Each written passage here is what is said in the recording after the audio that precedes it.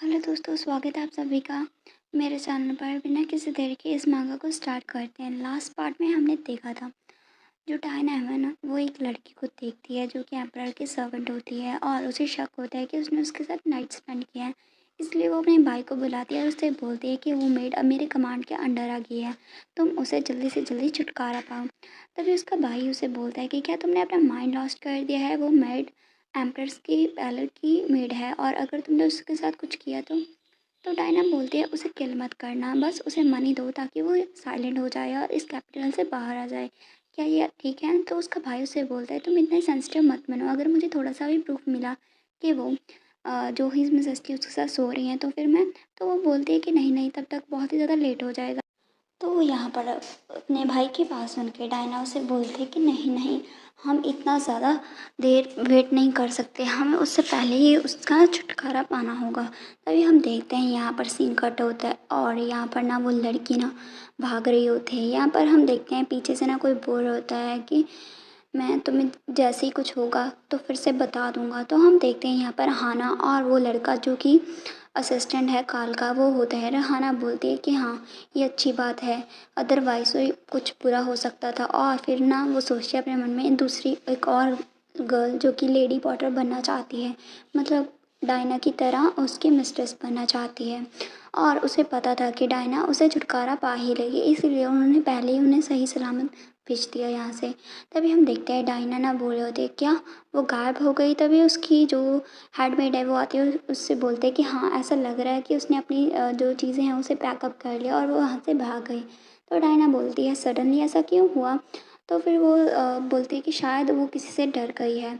और फिर वो उसके पास जाती है और उससे बोलती है आपको चिंता करने की ज़रूरत नहीं है, आपका जब बेबी हो जाएगा ना तो आई एम श्योर सब चीज़ें सही हो जाएगी। तभी हम देखते हैं डायना सोचती है कुछ तो हुआ है। और यहाँ पर हमारा सीन कट होता है और यहाँ पर ना जो एडला है वो बैठी होती है। हाना उससे बोलती है योर मेजेस्टी, आपको अभी कैसा फ़ील हो रहा है, क्या आपको अभी अच्छा फ़ील हो रहा है। यहाँ पर वो बोलती है कि मैं कितनी देर से बेड पे हूँ। तो हाना उसे बोलती है कि तुम 2 दिनों तक नहीं उठी है पूरी तरह से। यहाँ पर एडला उससे बोलते हैं कि ठीक है, मैं कब वोकअप हुई थी। और फिर वो बोलती है कि क्या मैंने अनकॉन्शियसली लियोन को बुलाया था। तो वो बोलती है हाना कि क्या आपको याद है। तो फिर ना उसे याद आता है कि उसने कहा था लियोन को कि मेरे पास उस पर्सन को लेके आई है, तुम ही वो हो जिसे मैं ट्रस्ट कर सकती हूँ। वो लियोन को मतलब याद करती है कि ये सारी बातें उसने लियोन को बोली थी। और फिर ना वो सोचती है कि तुम ही वो पर्सन हो जो कि मेरी इस रिक्वेस्ट को फुलफ़िल कर सकते हो, प्लीज़ ऐसा करो। और यहाँ पर ना एला सोचती है कि मुझे लगा था कि मैंने वो ड्रीम देखा था। तभी हाना उसे बोलती है कि हिज मिनिस्ट्री भी आए थे जब तुम बेहोश हो गई थी। तभी एडला उसे देखने लगती है। तो हाना उसे बोलते हैं कि ऐसा लग रहा कि वो आपका चिंता कर रहे थे और उन्होंने डॉक्टर भी भेजे थे बहुत सारे, और हर घंटे में आपकी जो पूछताछ करते थे कि आप कब उठेंगी। तो यहाँ पर एडला सोचते हैं क्या एम्प्रर यहाँ पर आया था। तभी अब हम देखते हैं जो डायना है ना वो रेडी शेडी होके कहीं जा रही होती है और यहाँ पर ना काल उसे दिख जाता है, शायद वो काल की तरफ ही जा रही होती है। काल तो उसे पूरी तरह से इग्नोर कर देता है और वो अपने मन में उसका नाम लेने लगती है और उसे पकड़ने की कोशिश करती है और पूछती है कि आप इतने जल्दी में कहाँ जा रहे हैं योर मैजेस्टी। लेकिन काल उसे ध्यान नहीं देता और स्लाइड करके वहाँ से चला जाता है। डायना पीछे से देखती ही रह जाती है। और फिर वो सोचती है कि योर मैजेस्टी आखिर हो क्या रहा है, क्या हो रहा है। फिर वो उसके असिस्टेंट से बोलती है कि क्या जो एम्प्रेस है उसने उसे देखने के लिए बुलाया है। तो फिर ना जो उसका असिस्टेंट है वो बोलता है कि नहीं। और फिर वो उससे बोलते हैं कि सिर्फ हिज मिनिस्ट्री को मैंने ये कहा था कि एम्प्रेस उठ गई है और इसके अलावा कुछ नहीं। तो यहाँ पर उसे पता चल जाता है कि काल खुद से ही उससे मिलना चाहता है। तभी उसकी मेड उसे संभालती है क्योंकि डायना गिरने वाली होती है। और फिर ना वो सोचते हैं कि हिज मिनिस्ट्री एम्प्रेस की पैलेस में गए हैं, वो श्योर करना चाहते थे कि क्या वो उठ गई है या फिर नहीं। और फिर वो सोचते हैं कि नहीं, ऐसा कैसे हो सकता है, तुम मेरे साथ ऐसा कैसे कर सकते हो। और वो ना उसकी आंखों से आंसू बहने लगते हैं और फिर ना वो वहाँ पर रोने लग जाती है। और तभी हम देखते हैं ये ना उसके वैसे नकली आंसू नहीं होते, वो सच में रो रही होती है। तभी हम देखते हैं यहाँ पर ना काल उसे बोलता है योर मैजेस्टी आप उठ गई।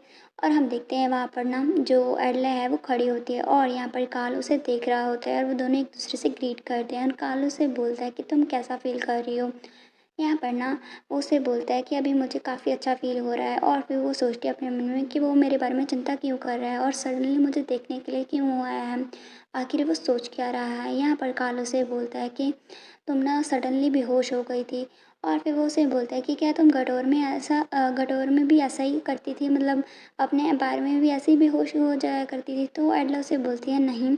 तो फिर काल उसे बोलता है कि तो फिर ये सडनली कैसे हुआ।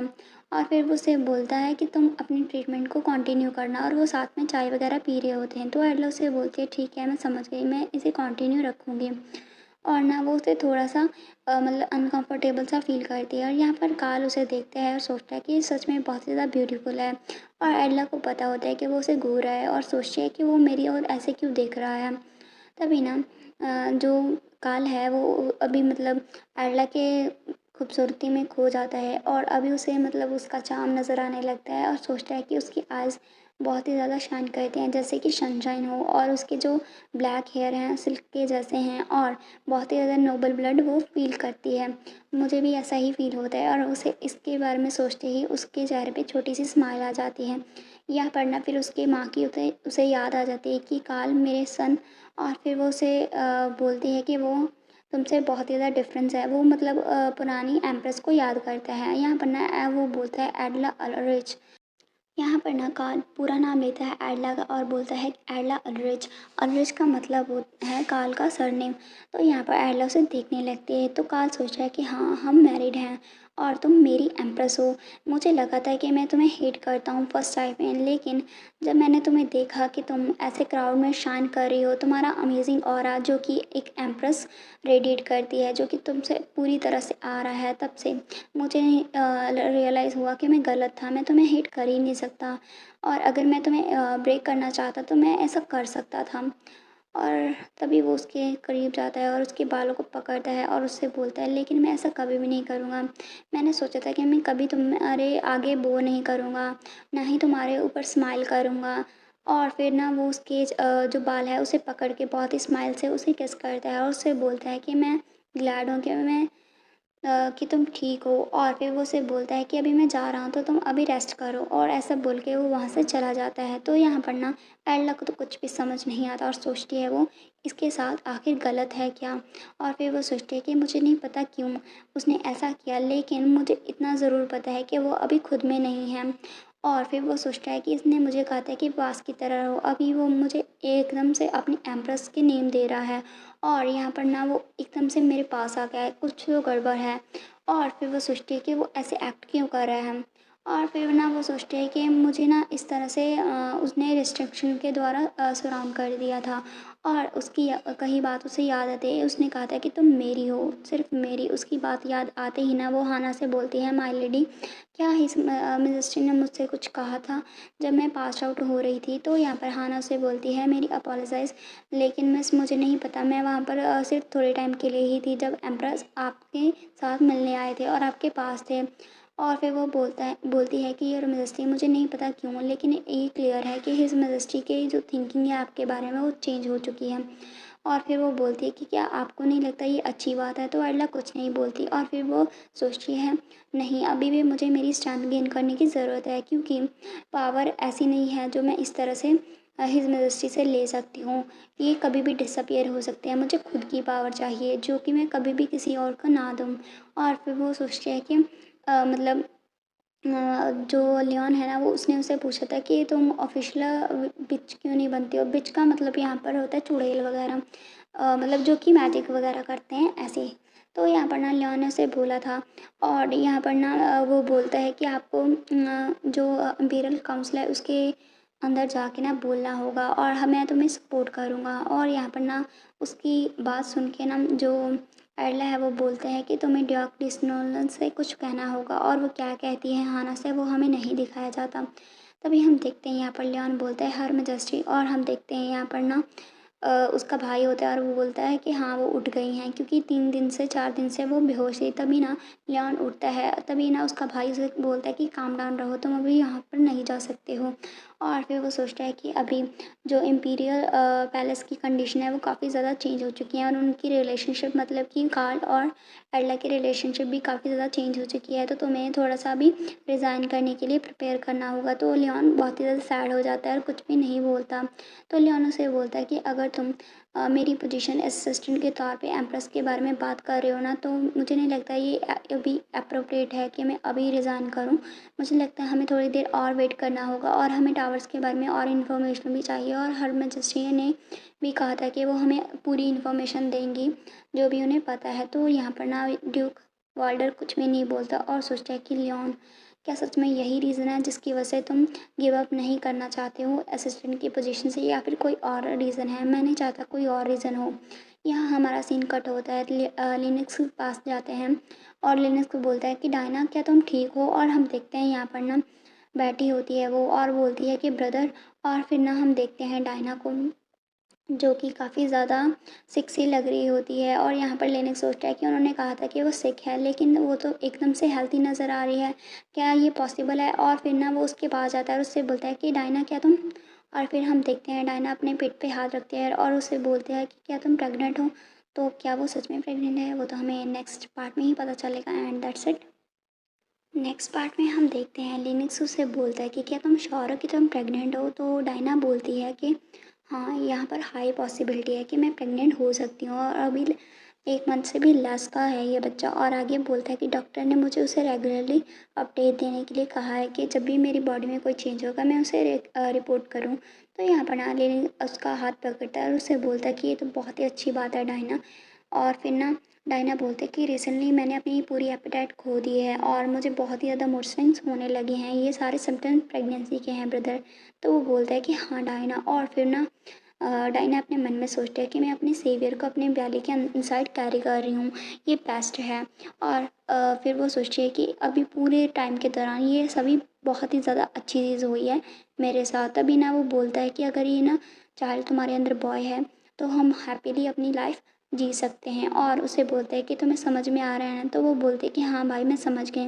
और फिर वो सोचते हैं कि मुझे लगा कि मैं हेल में चली गई हूँ, लेकिन ऐसा लग रहा है कि मेरे फेट हेवन में है, और ये सारी चीज़ें मेरे सन के कारण हो रही है। मतलब कि अभी तक उसे पता भी नहीं है कि वो प्रेग्नेंट है कि नहीं कंफर्म, लेकिन वो इस बात की श्योर है कि वो बेटा ही होगा उसका, क्योंकि जो मतलब कैरी करने के लिए एम्प्रेस की लाइन कैरी करने के लिए उसे एक सन की ज़रूरत है। तभी हम देखते हैं हमारा सीन कट होता है हाना को। हाना बोलती है योर मैजेस्टी, ये कितना टाइम हो गया है कि आप बाहर गए हैं?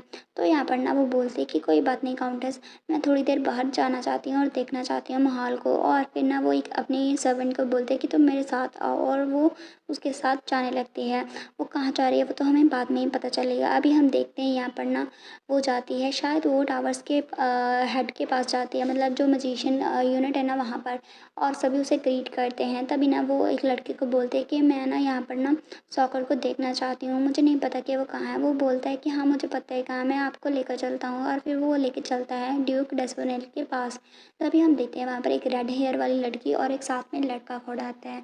तो आपको ये रेड हेयर वाली लड़कियों को याद रखना है, ये बहुत ही आगे जाके रोल प्ले करने वाली है। वो देखती है एम्प्रेस को, और ना हम देखते हैं वो उसे देख के काफ़ी ज़्यादा खुश होती है, और पहले तो उसे ग्रीट करती है। जैसे ही वो चली जाती है ना, तभी ना वो सामने खड़ा लड़का उसे बोलता है कि हर मैजेस्टी यहाँ पर सर्टिफिकेट लेने आई हैं एज अ बिच का। और फिर वो उससे बोलता है कि है ना, और फिर वो सोचता है कि मुझे लगता है वो यहाँ पर वर्क करना स्टार्ट कर देगी। तो वो लड़की बोलती है कि हाँ ऐसा हो सकता है। यहाँ पर वो लड़की बोलती है ये तो डायरेक्ट रिबेल है इम्पीरियल पैलेस के ख़िलाफ़। और हम देखते हैं यहाँ पर वो लड़की सोचती है कि उस दिन जब जो वाइस प्रेसिडेंट लिनक्स मेरे साथ खड़ा था, लेकिन उसने एक भी फिंगर मूव नहीं की जब टावर गिर रहे थे। मुझे लगा बहुत सारे नाइट्स की लाशें वहाँ पर मुझे देखने को मिलेंगी ब्लड के साथ, लेकिन तभी मैंने देखा एम्प्रेस को, जो कि काफ़ी ज़्यादा फुर्ती से उस जो टावर है उसे डिस्ट्रॉय करने गई थी। मैंने ये चीज़ एक्सपेक्ट नहीं की थी। उन्होंने सिंगल हैंडली ही सारे जो टावर को डिस्ट्रॉय कर दिया, जैसा कि मैंने कभी पहले नहीं देखा था। और टाइटल क्या ही मैटर करता है, जो मैटर करता है वो ये चीज़ है कि वो कितनी कैपेबल है और कितना क्या कर सकते हैं। तभी हम देखते देखते हैं, वो जाते हैं वहाँ पर ड्यूक होता है और ड्यूक उससे बोलता है ग्रीटिंग। तभी यहाँ पर ना वो उसे बोलता है कि मैं यहाँ पर बिना किसी एडवांस नोटिस से आ गई, मैं अपनी रूडनेस के लिए माफ़ी चाहती हूँ। तो वो बोलता है कि कुछ मत कहो और यहाँ पर बैठ जाओ, और फिर ना उसे बोलता है कि आप क्या इसीलिए आए हैं जो मैंने आपको पहले कहा था, मतलब कि हमारे साथ मिल जाओ, इसी कारण से आई हैं। और उसे बोलता है कि क्या तुम भी मेरे साथ टावर्स को डोमिनेट करना चाहती हो? तो वो यस में आंसर करती है और बोलते हैं कि हाँ, मैं वही चाहती हूँ। तभी वो बोलती है ऑफ कोर्स योर मैजेस्टी, आपकी हेल्प के साथ ये सारी चीज़ें पॉसिबल है। और फिर वो उससे बोलता है कि क्यों ना आप पहले अपना सर्टिफिकेट ले लें, उसके बाद हम बात करेंगे। तभी हम देखते हैं यहाँ पर ना जो मतलब एल्डा है वो बोलती है लिनक्स पोर्टर के बारे में क्या? तो वो ये ना उसकी बात सुन के ना जो एल्डा उसे बोलते हैं कि अगर मैं विन हो गई तो मुझे कौन सी पोजीशन मिलेगी? और फिर वो सोचता है कि क्या सच में ये जो लिनक्स की फैमिली है, मतलब पॉटर फैमिली को यहाँ से इजीली निकाल देगा। और यहाँ पर ना फिर वो बोलती है कि जैसे कि मैंने पहले कहा था, मैं ऐसे किसी को जज करने के यूज़ नहीं हूँ, लेकिन मैं मैनेजमेंट के ऊपर ज़रूर से नज़र रखूँगी। तभी ड्यूक उसकी बात समझ में नहीं आती और फिर वो उससे बोलता है कि हम पोजीशन के बारे में बाद में बात करेंगे, पहले हम सर्टिफिकेट लेने चलते हैं। तभी ना मतलब उसे अपनी पोजीशन के बारे में अभी नहीं बताना चाहता। तभी ना जो मतलब एल्डा है वो अपनी चाय रखती है और उससे बोलती है कि तुमने क्या कहा था पहले? तभी ना फिर ड्यूक उससे बोलता है तुम एंग्री मत हो, मैं तो बस तुमसे ये बात कहना चाहता कि पोजीशन कोई बात नहीं है। और ना यहाँ पर ना मतलब जो एल्डा है वो तो हेड की पोजीशन चाहती है, लेकिन वो उसे नहीं देना चाहता क्योंकि हेड वो खुद है और वाइस प्रेसिडेंट लिनक्स है। यहाँ पर ड्यूक उसे समझाने लगता है कि गुस्सा मत हो, और वैसे भी तुम्हारे पोजीशन से क्या ही फ़र्क पड़ता है, क्योंकि किसकी इतनी हिम्मत होगी कि वो एम्प्रेस को ऑर्डर दे। यहाँ पर ना एल्ला समझ जाती है कि वो अपनी पोजीशन पर गिव अप नहीं करेगा, क्योंकि जो ड्यूक है वो खुद हेड है और यहाँ पर वाइस प्रेसिडेंट है लिनक्स, वो कोई पोजीशन उसे नहीं देना चाहता, मतलब निचली पोजीशन देना चाहता है। तभी ड्यूक उससे बोलता है कि क्यों ना आप पहले ऑफिशियल यहाँ की सॉकर बन जाए, उसके बाद हम बातें करें। तो यहाँ पर ना एल्ला से बोलती है आपका मतलब क्या है? अगर आप एडमिट करो या फिर ना करो, मैं ऑलरेडी ही सॉकर हूँ। इसके अलावा ये डिफ़िकल्ट नहीं होगा मेरे लिए ऐसे सर्टिफिकेट लेना, लेकिन मैं जानना चाहती हूँ कि मैं ऑफिशियल मीटिंग कब से स्टार्ट करूँगी। यहाँ पर उसकी बात सुन के ऑफिशियल मीटिंग की वो सोचता है कि इसका मतलब ये है कि उसी चीज़ के पीछे थे बिगनर से। तो जैसे कि आपको पता होगा जो हमारी एडला है वो अभी तक ऑफिशियल मीटिंग को अटेंड नहीं करी है, लेकिन अगर उसके पास मतलब वो ऑलरेडी ही मजिशियन है, लेकिन अगर उसके पास इक्विपमेंट एम्पायर का सर्टिफिकेट आ जाएगा तो वो ऑफिशियली यहाँ पर बैठ सकती है और अपनी जो राय वगैरह है वो दे सकती है। तो उसकी बात सुन के ड्यूक थोड़ा सा चौंक जाता है और फिर वो उसे देखता है और तभी ना एडला उससे बोलने लगती है कि मैम मुझे नहीं लगता कि ये बहुत ही ज़्यादा लेट होगा अगर मैं अपने असिस्टेंट वॉल्टर के साथ अपनी कमेटी को ज्वाइन करो। फिर वो उसे बोलता है ड्यूक आप इसके बारे में क्या कहना चाहते हैं? हम तो फैमिली है ना, तो आप तुम मुझ पे ट्रस्ट करना। फिर ना जो ड्यूक है वो सोचता है ये कितना ज़्यादा टचिंग है, और फिर वो सोचता है कि हम्बल प्रिंसेस कहाँ गई जिसने के बारे में उन्होंने हमें कहा था। फिर वो सोचता है कि एम्प्रेस डॉनर आपने हमें मॉन्स्टर भेजा है क्या? एम्प्रेस डॉनर ना उसकी मदर होती है, मतलब एडला की। और फिर वो उससे बोलता है कि ऑफ कोर्स योर मैजेस्टी, मैं हिज मैजेस्टी से बात करूँगा आपके बारे में कि आप ऑफिशियल मीटिंग में पार्टिसिपेट कर सकें। तभी एडला उससे और भी बात करने लगती है कि इसके अलावा मैं जो टावर्स के बारे में बात करना चाहती हूँ उसके बारे में क्या कर रहे हैं आप? और फिर वो उससे बोलता है मैंने सुना है बहुत सारे जो टावर जो गोटावर में थे उनसे हमने निपट लिया था। तभी ना जो ड्यूक है ना वो बोलता है कि जो भी मेथड आप गुटोर में यूज़ कर रहे थे वो हमसे अच्छे हैं, लेकिन आप उन मेथड को यहाँ पर नहीं यूज़ कर सकती, आपकी नॉलेज टावर्स के बारे में मिनिमम है। उसकी बात सुन के ना एडला थोड़ी शॉक हो जाती है और उसने नहीं सोचा था कि वो अभी तक नहीं मानेगा उसके इतने समझाने के बाद भी। यहाँ पर ड्यूक उससे बोलता है योर मैजेस्टी मेरे पास मेरा प्लान है।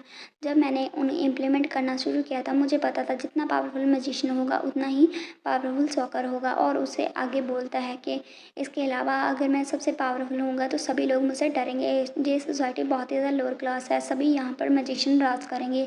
उसकी बात सुन के एला वहाँ पर आ जाती है और सोचती है कि उसके साथ बात करने के बाद मुझे बहुत ही ज़्यादा एक्सॉस्टेड फील हो रहा है, मैं वहाँ पर और देर नहीं रुक सकती थी। मुझे नहीं पता कि टावर्स के बारे में वो क्या ही बात कर रहा था, लेकिन मुझे इसमें बिल्कुल भी डाउट नहीं है जो ड्यूक है ना वो लोगों की जान खतरे में डालना चाहता है अपने लिए, मुझे उसे स्टॉप करना ही होगा। तभी उसकी सर्वेंट उसे ऐसे देखती है और बोलते हैं कि क्या आपको अच्छा फील नहीं हो रहा है? तो वो बोलते हैं कि नहीं ये फाइन है, चलो चलते हैं। तभी ना उसे कोई ग्रीट करता है, ये कोई और नहीं लियोन होता है जो कि उसके पास जाता है और उसे बोलता है योर मैजेस्टी फिर हम देखते हैं वो वही उसे देखती है, फिर वो उसे बोलता है कि मैंने सुना है कि आप वोकअप हो चुके हैं। जैसे ही मैंने सुना मैं यहाँ पर पैलेस के लिए आ गया।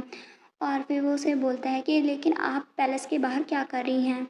और इतनी जल्दी आपको नहीं उठना चाहिए था। और यहाँ पर ना लियोन सोचता है कि जब मेरी आँखें उनके ऊपर पड़ी थी तभी से मुझे ना बहुत ही ज़्यादा मेरे माइंड के अंदर फ्लटर सा होना लग गया था। ऐसा लग रहा था मेरी सारी एक्सटेंशन वगैरह चली गई है। और यहाँ पर ना वो बहुत ही स्माइल से उसे बोलते हैं लियोन। तभी ना हम देखते हैं लियोन सोचता है कि ऐसा लग रहा है कि मैं इसी मोमेंट का इंतज़ार कर रहा था आपको देखने का। तभी वो बोलता ही है कि हमने कितने लंबे टाइम से एक दूसरे को नहीं देखा है। यहाँ पर ना वो बोलता है तुम्हारा फेस कितना ज़्यादा पेल हो चुका है और मुझे नहीं लगता कि आप अच्छे से रिकवर कर रही हैं, आपको जल्दी से पैलेस में जाना चाहिए। तो फिर वो बोलती है नहीं, मैं अभी जाने ही वाली हूँ, आप तुम्हें चिंता करने की ज़रूरत नहीं है। तभी हम देखते हैं वहाँ पर लियोन अपने कोट को लेता है और वो दे देता है यहाँ पर एडला को। तभी एडला थोड़े से पीछे मुड़ती है और उससे बोलती है तुम क्या कर रही हो? तो वो बोलता है कि तुम्हें ठंड लग जाएगी, इसीलिए ऐसे ठंडी एयर में ब्रीथ मत लेना और जल्दी से जल्दी यहाँ से तुम्हें पैलेस में जाना चाहिए। और हाँ, कोट को रिमूव मत करना जाते वक्त। तभी ना जो एडला है वो सोचती है कि बहुत ही ज़्यादा वार्म है, मुझे ऐसा लग रहा है कि कोई मुझे हक कर रहा है पीछे से। तभी हमारा सीन कट होता है और हम देखते हैं डायना को जो कि अपने भाई के साथ होती है। And that's it. नेक्स्ट देखते हैं हम जो एडला है वो तो लियोन के साथ पैलेस में जा रही होती है और एडला उसके पीछे पीछे होती है। और वो लियोन को देख के सोचते है कि लियोन की बॉडी उससे बड़ी है जितना मैंने सोचा था और वो उसे निहार ही जा रही होती है। तभी वो पूछती है उससे कि क्या तुम्हें ठंड नहीं लग रही? तो वो बोलते हैं नहीं नहीं मैं तो ठीक हूँ। और फिर ना हम देखते हैं लियोन ना उसे देख रहा होता है और फिर वो इधर उधर देखता है, सोचता है कि विंड बहुत ही ज़्यादा स्ट्रांग होती जा रही है। फिर ना वो उसे ब्लॉक करता है उसके लिए, मतलब उसके साइड में आ जाता है, यहाँ से जो हवा है वो चल रही होती है। तभी ना एडला सोचते है कि हाँ इसने अभी अभी वाइन को ब्लॉक किया मेरे लिए। और तो हम देखते हैं यहाँ एडला बोलती है कि ऐसा लगता है कि मैंने बहुत ही ग्रेट असिस्टेंट को अपॉइंट किया है। और फिर वो बोलते हैं तुम ही एक अपने एम्पायर में ऐसे इंसान हो जो कि मुझे कैच करने की कोशिश कर रहे थे जब मैं आसमान से गिर रही थी टावर को डिस्ट्रॉय करते वक्त, और अभी तुम ही विंड को ब्लॉक कर रहे हो मेरी तक पहुंचने के लिए अपनी बॉडी से। तभी वो कुछ नहीं कहता और स्माइल करता है। और फिर एडला बोलते हैं कि उस दिन आई एम सॉरी, मैंने तुमसे कुछ स्ट्रेंज ही पूछ लिया था जब मैंने तुम्हें पूछा कि किसी पर्सन को गटोर एम्पायर से लेकर आओ। तभी ना लियोन उससे बोलता है कि क्या आप सच में किसी को भेजना चाहती हैं? अगर तुम मुझे अलाउ करोगी तो मैं वहाँ पर खुद से ही चला जाऊँगा। और अपने मन में सोचता है मैं उसकी हर विश को फुलफिल करना चाहता हूँ, लेकिन एट द सेम टाइम एक पार्ट मेरा ऐसा है जो नहीं चाहता कि ऐसा हो, क्योंकि उसे पता था कि वो शायद वापस जा सकती है। और फिर वो सोचता है शायद इसे कुछ भी नहीं पता। तो एडला अपने मन में कहती है नहीं। फिर वो उससे बोलते हैं कि नहीं ये ठीक है। और फिर वो उससे बोलते हैं कि तुम्हें ऐसा करने की ज़रूरत नहीं है लियोन, तुम्हें किसी को यहाँ पर लाने की ज़रूरत नहीं है। फिर हम देखते हैं वो पैलेस में पहुंच जाती है और उसका रोब उसे वापस करते हुए उसे बोलते हैं थैंक यू सो मच, इससे मुझे काफ़ी ज़्यादा गर्माहट फील हुई। और उसे बोलती है कि क्या तुम ड्रिंक के लिए अंदर आना चाहते हो? तो जॉन उसे बोलता है कि नहीं, मुझे लगता है आपको अभी ब्रेक लेना चाहिए योर मेजेस्टी, तो आप अच्छे से फील करोगे। तो यहाँ पर ना वो स्माइल करती है और उससे बोलती है ठीक है मैं नेक्स्ट टाइम मैं तुम्हें देखूंगी। तभी हाना उससे बोलती है योर मेजेस्टी आप यहाँ पर हैं, और वो उसे अंदर ले जाती है और लियान उसे देख रहा होता है। और फिर ना वो यहाँ से जाने लगता है। जैसे ही वो जा रहा होता है वो अपने मन में सोच रहा होता है एडला के बारे में ही। तभी हमारा सीन कट होता है और हम देखते हैं यहाँ पर गटोर का सीन। यहाँ पर इम्पीरियल पैलेस में जो गटोर एम्पायर का एम्परर था जो कि काफ़ी लंबे टाइम पे फ्यूनरल पर गया हुआ था अपने फादर के, वो अभी वापस आ गया है। यहाँ पर हम देखते हैं ये है यहाँ का एम्परर और ये इसका नाम है लूसियो। अभी शायद ये 15 to 16 ईयर का है। तभी हम देखते हैं यहाँ पर वो छोटा भाई होता है और वो अपनी सिस्टर का नाम लेता है। और यहाँ पर ना वो आता है जैसे ही रूम में, वो बोलते हैं मेरी सिस्टर यहाँ से कब गई? तो वहाँ पर खड़ी नानी उसे बोलते हैं कि 1 मंथ हो चुका है, जब आप फ्यूनरल के लिए गए थे तभी ऐसा हुआ था। तो फिर वो बोलता है कि अगर वो मैरिज के कारण दूसरे देश में गई थी तो मुझे पहले पता होना चाहिए था जब वो गई। तभी वो चिल्ला के बोलता है तुम्हें सब चीज़ पता थी फिर भी तुमने मुझे पहले क्यों नहीं बताई? तो नानी उससे बोलती है कि प्रिंसेस ने मुझे कहा था मैं कि चुप रहूँ, मैं आपको कुछ ना करूँ, लेकिन ये मैसेज है जो कि उन्होंने छोड़ा है आपके लिए। वो लेटर उसे दे देती है। तभी लूसी उसे पढ़ता है और उसकी आंखों में आंसू होते हैं। तभी ना पढ़ते हुए वो रोने लगता है और बोलता है, सिस्टर तुमने एक स्टूपिड चीज़ की है, तुम इतनी सिली क्यों हो? फिर वो उसे बोलते हैं ये एक अपोलोजाइज़ लेटर होता है जो कि एडला ने लिखा होता है। अभी वो माफ़ी किस बात की माँग रही थी वो हमें आगे पता चलेगा। तभी हम देखते हैं वहाँ पर एम्प्रेस टर्नर आती है जो कि बोलते हैं कि वेलकम बैक योर मैजेस्टी, और ये ना यहाँ लूसी की मदर होती है। वो उसे बोलता है कि एम्प्रेस टर्नर, आपने मेरी सिस्टर को इक्विमेंट एम्पायर में क्यों भेजा बिना मेरी कंसल्ट के? और वो गुस्से में उसे देख रहा होता है। तो यहाँ पर ना वो एम्प्रेस उससे बोलते हैं कि जो प्रिंसेस थी ना वो भी एम्प्रेस बन चुकी है इक्विमेंट एम्पायर की, तो ये बहुत ही अच्छी बात है, वरना उसे यहाँ पर किसी नोबल इंसान से मैरिज करनी पड़ती। क्या ये इससे अच्छा नहीं है? तो फिर वो उससे बोलती है, आई एम सॉरी कि मैंने तुम्हें पहले नहीं बताया, लेकिन अभी डिफरेंस कोई बात नहीं है इसका कि मैं आपको बताऊँ या फिर नहीं। तभी ना वो स्माइल करते हुए उसे बोलता है, मदर। और फिर वो उससे बोलता है कि आपने उसे धमकाया था है ना किसी चीज़ को लेकर? तुम्हें क्या लगता है कि मुझे नहीं पता है? और तभी ना फिर वो सोचता है कि वो हमेशा से मुझे कहा करती थी कि वो सॉरी है, लेकिन मुझे नहीं पता था। और मैंने उससे पूछा कि वो मुझसे माफ़ी क्यों मांगती है, तो फिर वो जस्ट स्माइल किया करती थी। जब मैं 14 ईयर का था तभी उसने ना हेडक्वार्टर स्टेबलाइज किया था टावर्स को डिस्ट्रॉय करने के लिए, जो कि एम्प्रेस डाउनर के अपोजिशन में था। और यहाँ पर ना वो बोलता है कि मेरी मदर, जो कि यहाँ पर एम्प्रेस थी उस टाइम पे भी, फाइनली उसने एक्नॉलेज कर लिया हेडक्वार्टर को, जो कि उसने कहा था, लेकिन उसने उसे कहा था कि उसे दूसरी कंट्री में जाना होगा, और कंट्री में जाने से पहले उसने उसे कहा था कि तुम्हें अपनी जो सेफ्टी है उसे फर्स्ट में रखना चाहिए, और तुम एक प्रिंसेस हो, तुम्हें ऐसे ही अपनी लाइफ को रिस्क में नहीं डालना चाहिए ऐसे किसी हेडक्वार्टर्स के लिए। और आगे वो सोचती है, आगे वो मतलब उसे चला के बोलते हैं लूसियो को ही यहाँ का सक्सेसर बनना है, क्योंकि वो क्राउन प्रिंसेस थी, मतलब वो यहाँ की एम्प्रेस भी बन सकती थी। क्योंकि आपको पता था जो मतलब हमारी एडला है ना वो हमेशा लोगों का भला करना चाहती थी, इसी वजह से ना उसकी मॉम उसके साथ नहीं थी, उसके खिलाफ थी, और उसने सारा प्लान किया था ताकि वो उसे यहाँ से भेज सके। और एंड में ना एडला ने अपनी मम्मा का जो मतलब रिजेक्ट कर दिया, ये सारा जो भी वो उसे बोल रही थी, और उसने अपनी जो क्राउन प्रिंस का टाइटल था उसे भी रिजेक्ट कर दिया। और फिर आगे वो बोलता है, लेकिन ऐसा इंसान जिसने अपनी पूरी लाइफ एक सक्सेसर के तौर पे बिताई हो, मतलब ऐसा इंसान जिसने आगे जाके एम्परर बनना हो, ऐसे हमेशा से बचपन से यही सिखाया गया हो, उसने इतनी ज़्यादा ट्रेनिंग वगैरह की, लेकिन एंड में वो ये सारी चीज़ें हो गई और उसे अपना जो क्राउन प्रिंस का टाइटल था वो भी निकालना पड़ा। इसकी वजह से उसे बहुत ही ज़्यादा प्रॉब्लम हुई, और उसका भाई सोचता है कि उसके लिए डेथ से डिफरेंट नहीं था, वो ऐसा कैसे कर सकती हैं, और यहाँ पर ना उसे फॉलो करना होगा था इसे। और यहाँ पर हमें ये भी बताया जाता है जो एला है ना उसके सामने ना एक ऑफ़र भी रखा था जो कि बहुत ही हार्ड था। ये तभी हमें पता चलता है जो एला है ना उसे एक ऑफ़र भी दिया जाता है, और वो ऑफ़र क्या था वो हमें नहीं बताया जाता, और तभी हमें पता चलता है कि उस ऑफ़र को उसने बहुत ही ज़्यादा इमीडिएटली रिजेक्ट कर दिया था। और यहाँ पर ना हमें ये भी पता चला था जैसे ही उसने रिजेक्ट किया वहाँ पर बहुत सारी मौतें होनी स्टार्ट हो गई थी। सबसे पहले उसकी जो मतलब सबॉर्डिनेट थी उनकी डेथ होनी स्टार्ट हो गई, और लूसी पर भी ऐसे ही वार हुआ था, मतलब उसे पॉइज़न देने की कोशिश की गई थी किसी ने, और वो जल्दी से अपने भाई के पास गई और उसे हग किया। वो बहुत ही ज़्यादा सॉफ्ट हार्टेड थी, उसने एक पल भी के लिए भी नहीं सोचा, बल्कि उसने या मेरे बारे में सोचा और मेरे पास वापस आ गई, और उसने अपना जो टाइटल था वो भी वहाँ पर छोड़ दिया सिर्फ मेरे कारण। यहाँ पर हमें पता चलता है जो उसकी मदर ने उसके लिए कितना कुछ किया था, उसके जो सबॉर्डिनेट वगैरह हैं उन्हें ज़िंदा जला दिया गया, और वहाँ पर उनकी जो नेक वगैरह है वो भी काट दी गई। ये सारा काम जो एम्प्रेस डाउनर का था। यहाँ पर ना उसके लिए यही था कि जब तक वो गिटोर एम्पायर में रहेगी यही सब चीज़ें होती रहेगी, और इसी वजह से उसने एक्सेप्ट किया था इक्विपमेंट एम्पायर में आना, और ये सब लिखा होता है उसने, और बोलता है आई एम सॉरी लूसियो। और तभी ना वो सोचते हैं कि अभी जो इक्विपमेंट एम्पायर में वो अपनी पनिशमेंट के तौर पे गई थी, और वो सोचती है कि मुझे ऐसा करना ही था। यहाँ पर ना वो आता है अपनी मदर के पास और उससे बोलता है कि मेरी सिस्टर को नहीं पता था कि मुझे पता है, मुझे सब चीज़ें पहले से ही पता थी कि क्या हो रहा है क्या नहीं, और तुम मेरी सिस्टर को धमका रही थी। तो उसकी मॉम बोलते हैं लूसियो, तभी ना वो उसे बोलता है कि तुमने मेरी सिस्टर को धमकाया मॉम, तो वो ऐसा कैसे कर सकती हो, वो भी तो तुम्हारी बेटी थी। तभी वो उसे बोलता है मतलब सीन कट होता है, और वो ना यहाँ पर केन नॉक्स को बोलता है कि जल्दी से इक्विपमेंट एम्पायर में जाओ और पता करो प्रिंसेस एडला की कंडीशन के बारे में। और हम देखते हैं ये ना लड़का सबॉर्डिनेट भी होता है एडला का, और यहाँ पर ना लुइस बोलता है कि अगर वो वहाँ पर हैप्पी नहीं है और वहाँ पर नहीं रहना चाहती तो मेक श्योर कि वो रिटर्न हो जाए तुम्हारे साथ। मैं उसके लिए वार को छेड़ने के लिए भी तैयार हूँ, मैं उन इक्विपमेंट एम्पायर के लोगों से वार करने के लिए रेडी हूँ, बस मेरी सिस्टर को यहाँ पर ले आना अगर वो वहाँ पर खुश नहीं हुई। तो वो उसे बोलता है यस योर मैजेस्टी। तो ये है कि नॉक्स, और ये नॉक्स फैमिली का हेड है।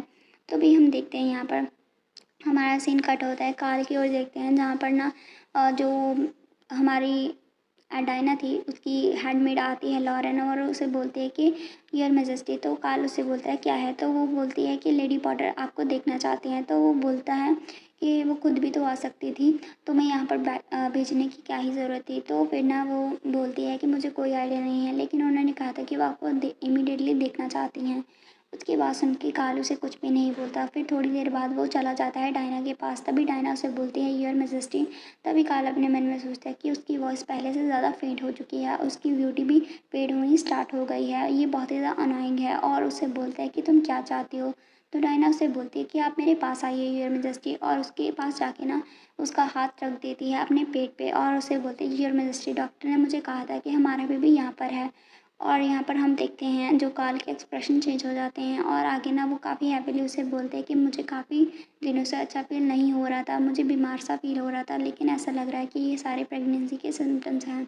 और फिर वो सोचते हैं मेरा सन, तुम्हारे फादर एम्परर हैं यहाँ पर ना। फिर वो उसे बोलती है योर मैजेस्टी क्या आप कुछ नहीं बोलेंगे। तभी वो देखती है उसके एक्सप्रेशन को जो कि बहुत ज़्यादा बिगड़े हुए होते हैं, बहुत ही ज़्यादा मतलब गंदे से होते हैं, जैसे कि वो अभी उसे अपनी आंखों से ही चीर देगा। तभी उसके ऐसे एक्सप्रेशन देख के ना डायना शॉक हो जाती है और उससे बोलती है योर मैजेस्टी। यहाँ पर हमारा सीन कट होता है।